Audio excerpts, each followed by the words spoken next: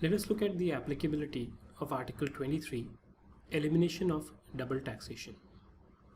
Now, what can happen is कि अगर मान लीजिए एक इंडिया से कोई पेमेंट जाती है किसी नॉन रेजिडेंट को, सपोज ये इनकम पे की है एक इंडियन कंपनी ने फॉरेन कंपनी को $10 की। जब ये इनकम जाती है तो इंडिया में TDS इसके ऊपर एप्लीकेबल हो जाता है। सो मान लीजिए सपोज $1 का इसके ऊपर TDS कट गया। Now the same income is also taxable in the foreign country. Let's say here the tax rate is 30%, or in other words the tax payable on this income is $3. अब जो tax India में पे हुआ है क्योंकि ये income दो जगह पर टैक्स हो रही है, इसका आइडियली क्रेडिट या बेनिफिट इस फॉरेन कंपनी को मिलना चाहिए। ये जो मैकेनिज्म है ये क्रेडिट प्रोवाइड करने का, this is something which is dealt with in article 23। अब इसके अलग अलग मेथड होते हैं जो हम अगली कुछ स्लाइड्स में we will go through them, but principally there are two methods which are used to provide credit. The first is something which is called the exemption method. इसमें क्या होता है, जो ये एग्जाम्पल था हमारा, हमने क्रेडिट मेथड का देखा था। एग्जेम्पशन मेथड में क्या होता है कि सपोज अगर इंडिया ने $1 का टैक्स लगा दिया इस इनकम के ऊपर, तो फॉरेन कंपनी जो है इसको एग्जेम्प्ट कर देगी टोटली। मतलब इस कंट्री में ये टैक्स ज़ीरो लगेगा इस इनकम के ऊपर। लेकिन एग्जेम्पशन मेथड का एक वेरिएशन भी होता है कि इस इनकम के ऊपर तो टैक्स नहीं लगेगा, बट टोटल इनकम कैलकुलेट करने के लिए ये इनकम जो है इंक्लूड कर ली जाएगी नॉन रेजिडेंट की इनकम में। इसका सबसे कॉमन एग्जांपल अगर मेरे को ये पॉइंट आपको एक्सप्लेन करना है वो ये है कि जैसे एग्रीकल्चरल इनकम है इंडिया में, that is exempt from tax, but to calculate the slab which is applicable to the non resident, sorry to a individual who is getting that agricultural income, हम एग्रीकल्चरल इनकम उसकी income में include कर लेते हैं। तो exemption के साथ साथ अगर खाली टोटल इनकम का स्लैब निकालने के लिए हम करते हैं तो हम इसको बोलते हैं exemption with progression. So exemption method में फुल एग्जेम्पशन हो सकती है, the taxable income of source state not considered at all in the state of residence, या सेकेंड क्या हो सकती है, exemption with progression, income tax तो नहीं की but only considered for determining the applicable tax rate. The second is the credit method, which is what we discussed in the beginning here. The state of residence, which is of the foreign company, provides credit for taxes paid in the source state. अगर मैंने $10 पे किया था और $1 का tax India में यानी source state में लगा, तो ये इसका क्रेडिट प्रोवाइड करेंगे। तो टोटल टैक्स जो फॉरेन कंपनी से स्टेट ऑफ रेजिडेंस में रिकवर होगा वो होगा $3 - 1 $2 to the extent of tax due in state of residence on such income. But हाँ, अगर यहाँ पे टैक्स होता ही नहीं, सो लेट्स से इसमें टैक्स ज़ीरो था, तब इसका क्रेडिट नहीं मिलेगा। बट कुछ कंट्रीज ये ज़रूर करती हैं कि आपको अलाउ कर देती हैं कि आप ये क्रेडिट कैरी फॉरवर्ड कर लीजिए।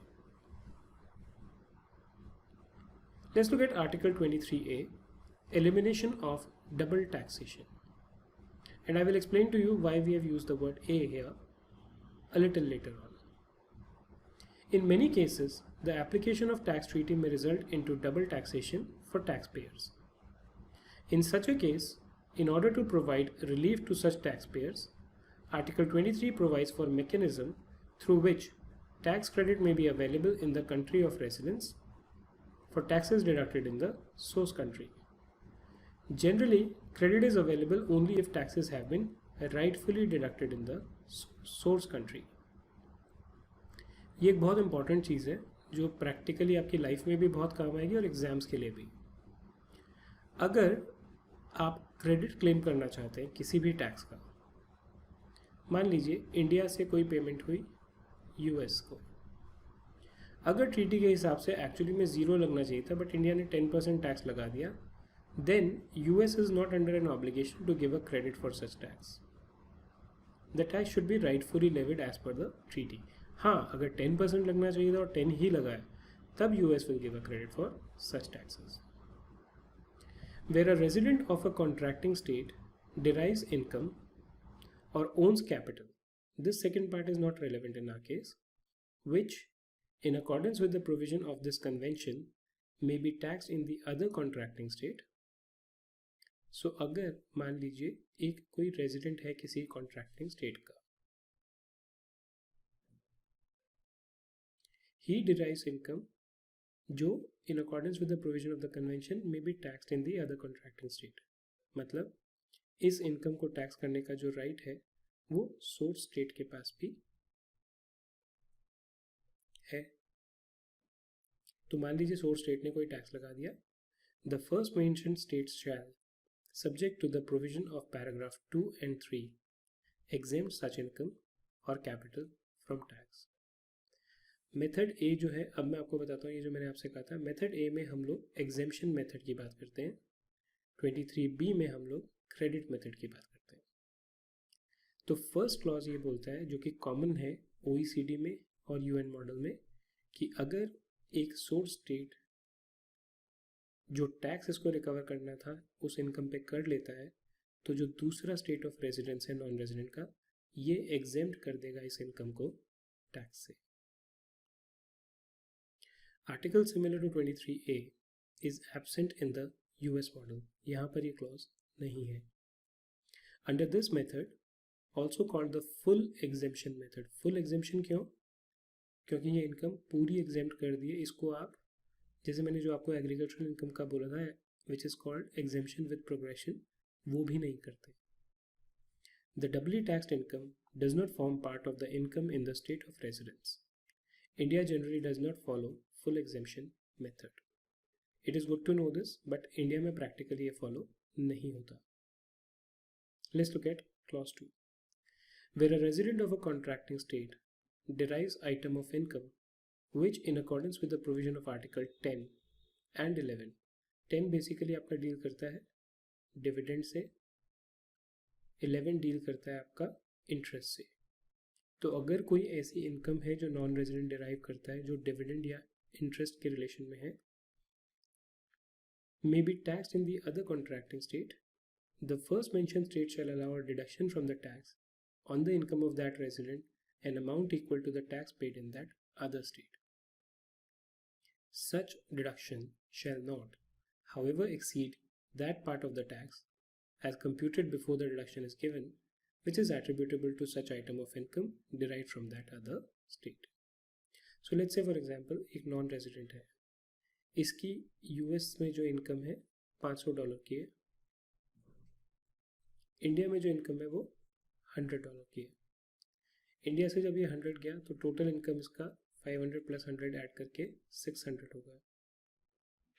So what this says is कि जो भी इसकी टैक्स लायबिलिटी 600 में आएगी उसमें से इसको डिडक्शन मिलेगा किसका? उस टैक्स का जो इसने इंडिया में पे किया है। लेकिन ये जो डिडक्शन मिलेगा ये उस टैक्स से ज़्यादा नहीं होगा। सपोज US में इस $100 के ऊपर जो ये इनकम थी इंडिया की, केवल $30 का टैक्स पेएबल था। अगर इस पर्सन ने इंडिया में $40 पे कर दिया तो इसको क्रेडिट सिर्फ 30 का मिलेगा। Deduction is of shall not exceed that part of the tax as computed before the deduction is given which is attributable to such item of income derived from that other state. Right? Article जो UN model का है उसमें 12 भी included है which is for royalty. Right? So article 23A2 of the OECD model differs from 23A2 in the UN model to the extent that OECD does not refer to article 12. इसका कारण क्या है? क्योंकि OECD मॉडल के हिसाब से अगर आपको ध्यान हो, रॉयल्टी सिर्फ स्टेट ऑफ रेजिडेंस में टैक्सेबल है। जब स्टेट ऑफ रेजिडेंस में टैक्सेबल है, स्टेट ऑफ सोर्स में टैक्सेबल ही नहीं है, तो उसमें फिर क्रेडिट की बात नहीं आती। Let's look at paragraph 3, where in accordance with any provision of the convention, income derived or capital owned by a resident of a contracting state is exempt from tax in that state. Such state may nevertheless, in calculating the amount of tax on remaining income or capital of such resident, take into account the exempted income or capital. So suppose again there is a non-resident, he gets some payment from an Indian company. जो ये इसको income derive हुई ये exempt है इस country में, इस non resident के स्टेट में, तो ये अगर एग्जेम्प्ट है, right, that is fine, but इसका मतलब ये नहीं है कि जो ये इनकम है ये इस कंट्री में टैक्स रिमेनिंग इनकम के ऊपर जो कैलकुलेट करना है, टैक्स स्लैब जो करना है, उसको कैलकुलेट करने के लिए कंसिडर नहीं कर सकते। आप एग्जेम्पशन दे सकते हैं, बट इसको इंक्लूड कर सकते हैं टोटल टैक्स कैलकुलेट करने के लिए कि किस स्लैब में फॉल करता है। जैसा मैंने आपको पहले बताया था, this is something which is exemption with progression. Exemption तो कर दी, बट प्रोग्रेसिव टैक्स कैलकुलेट करने के लिए वो इनकम कंसिडर कर ली। So both these models are similar, except for the fact that here the word uses where in accordance with any provision of the convention, here it uses the word this. Now this article deals with exemption with progression method, under which income earned in the source country is exempt from tax in the country of residence. जो income आपने source country में earn करी है वो country of residence में exempt है, but is included for the purpose of computing the tax rate applicable on the remaining income. Income exempt थी, tax rate calculate करने के लिए उसको हमने इंक्लूड कर लिया। The provision of paragraph 1 shall not apply to income derived or capital owned by a resident of a contracting state, where the other contracting state applies the provision of the convention to exempt such income or capital from tax, or applies the provision of paragraph 2 of article 10 or 11 to such income. अब मान लीजिए कि आपका जो state of source था ये resident state था, एक इनकम यहाँ पर एग्जेम्प्ट है। अगर इस आर्टिकल को लगा के आपने यहाँ पे भी एग्जेम्पशन दे दी तो क्या हुआ, ये डबल नॉन टैक्सेशन हो गया, क्योंकि इनकम कहीं पर भी टैक्स नहीं हुई।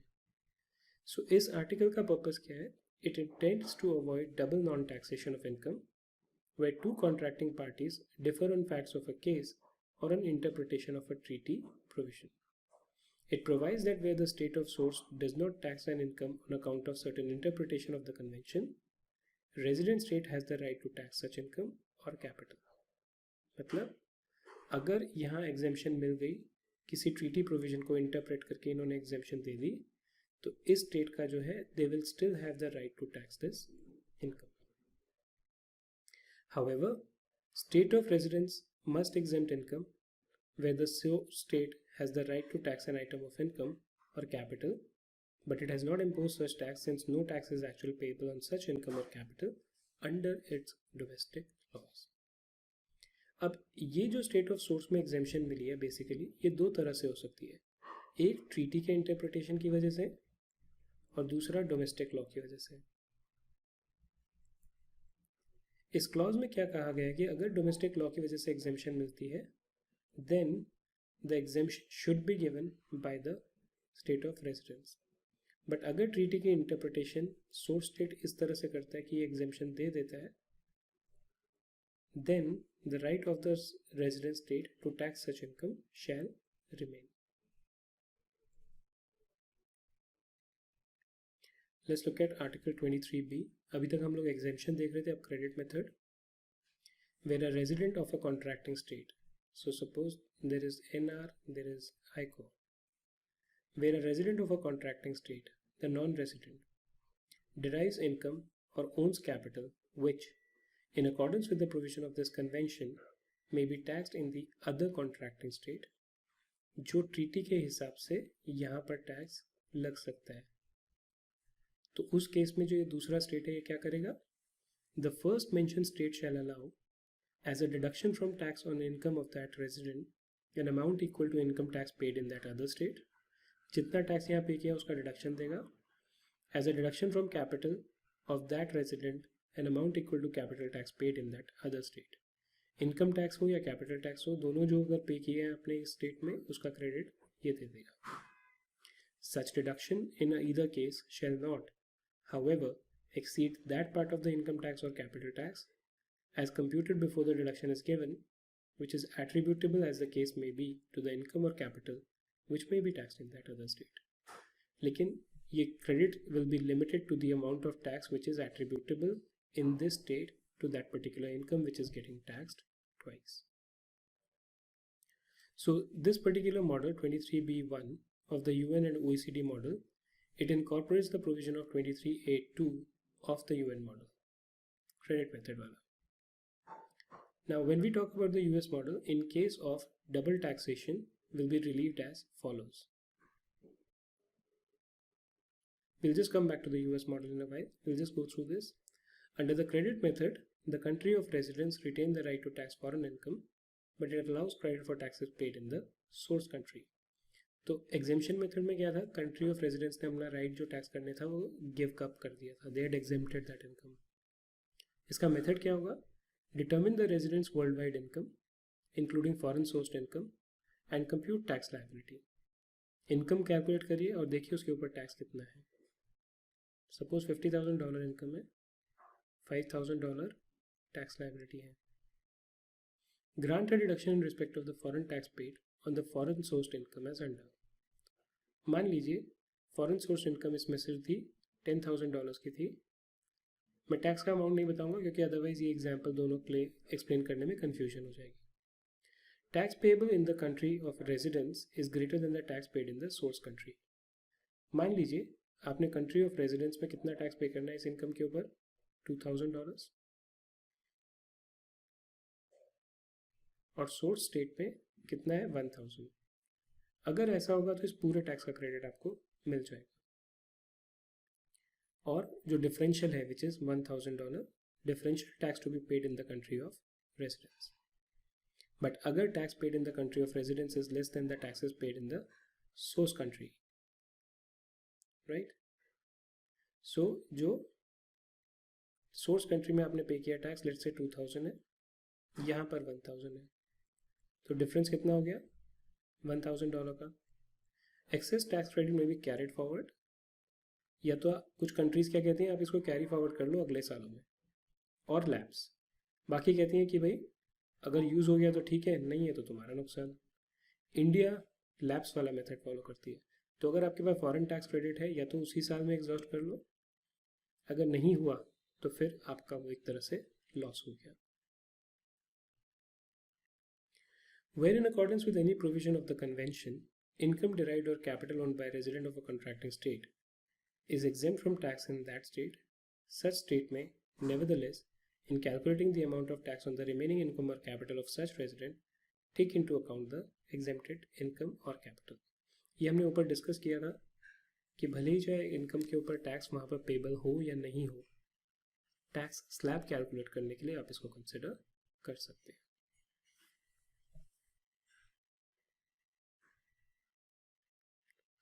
Now we are not discussing the other two part of the US model because they are not relevant in the Indian context, but still just to explain as to what those provision means, we'll go through one paragraph here.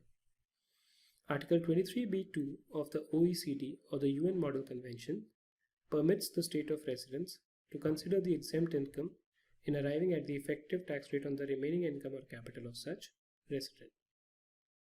Now when we talk about paragraph 2 of the Article 23 of the US model, it allows its citizens and residents a credit against US taxes for किस किस चीज़ का credit मिलता है, income taxes paid और accrued to the other contracting state, जो आप या तो पे कर चुके हो या आपकी लाइबिलिटी अराइज हो चुकी है, and for the tax paid by corporation to the contracting state other contracting state on profits out of which dividend are paid to a US corporation which owns at least 10% of the voting stock in such corporation.